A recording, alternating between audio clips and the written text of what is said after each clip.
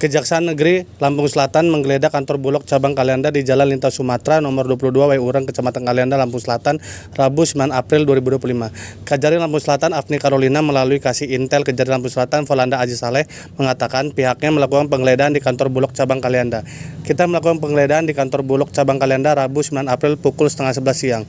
Penggeledahan itu terkait dugaan tindak pidana korupsi pada penyaluran beras dalam pelaksanaan stabilitas pasokan dan harga pangan tingkat konsumen periode tahun 2023 sampai 2024. Yang menjelaskan perkara ini sudah dalam tahap penyidikan. Hal itu berdasarkan surat perintah penyidikan Kepala Kejaksaan Negeri Lampung Selatan 27 Maret.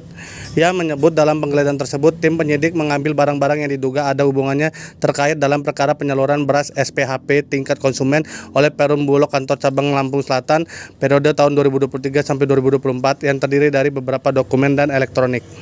Ia menegaskan pihaknya akan bersikap profesional dalam penegakan perkara ini. Ia juga mengimbau kepada masyarakat agar tidak percaya kepada oknum atau pihak-pihak yang menyajikan akan bisa mengurus perkara ini. Selanjutnya barang-barang tersebut akan dilakukan penyitaan guna mendukung proses penyidikan. Hari ini bahwa pada Rabu tanggal 9 April 2025 sekitar jam 10.30 tim penyidik tindak pidana khusus Kejaksaan Negeri Lampung Selatan telah melaksanakan kegiatan penggeledahan pada kantor Bulog cabang Lampung Selatan terkait dugaan tindak pidana korupsi pada penyaluran beras dalam pelaksanaan stabilitas pasokan dan harga pangan atau SPHP tingkat konsumen oleh Perum Badan Urusan Logistik Bulog kantor cabang Lampung Selatan periode tahun 2023 dan 2024.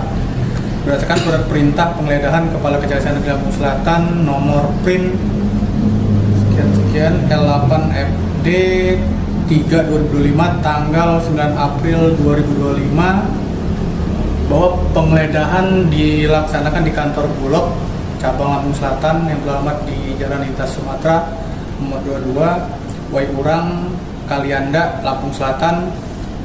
Dapat kami sampaikan perkara ini sudah dalam tahap penyidikan dengan nomor print